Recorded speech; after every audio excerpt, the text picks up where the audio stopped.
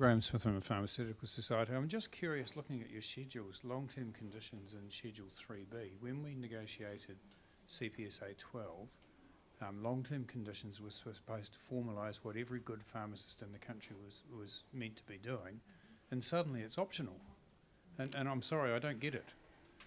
I think it's a really good point, thanks Graham, and neither do we. Because if we look up and down the country, the implementation of long-term conditions is extraordinarily variable. So some pharmacies do it a lot and do it really well, some pharmacies do it almost zero. So that's one of the things we want to fix, because we want to make sure that that long-term conditions is actually being done in the best possible way, that we're not burning pharmacists' time in administration processes, but we're also getting that integration between Care Plus and long-term conditions. So we're actually looking after the same patient population, and that also that we have some ability to target that to, say, people with mental health issues or frail elderly.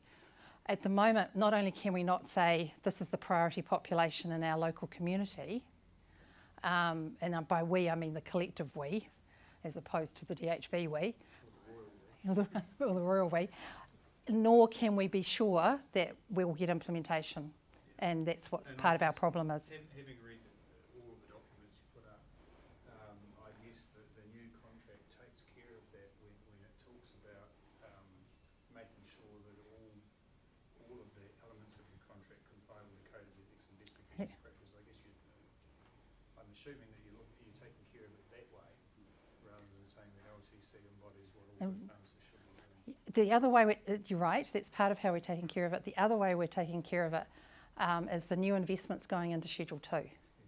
So the new investment that we're putting in will go into the professional advisory services part of the contract.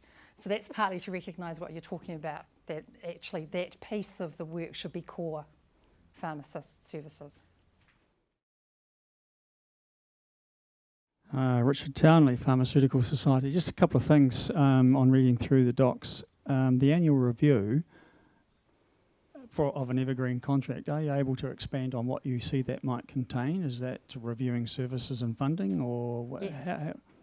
Right. So there's a long-standing pattern of annual reviews in the New Zealand health sector. We've been doing it for 15, 18 years with PHOs and aged residential care. So yes, it's both. Right. And it's an accepted pattern, and that's what we've been doing, and that's how we do it. So both parties get the opportunity to raise issues around service design and issues around funding. The other thought was the additional extra payment for pharmacist advisory services that's going to be new. How do you see that being arrived at? In the first stage, it'll be about what we've got to invest, and we'll allocate it. We're looking at what kind of allocation mechanism we could use, so that would be part of the conversation. But because we can't change the funding models, we're constrained at the moment by the age and stage of the funding models that drive many hundreds of millions of dollars through the system. What we're going to roll it out as a bulk payment.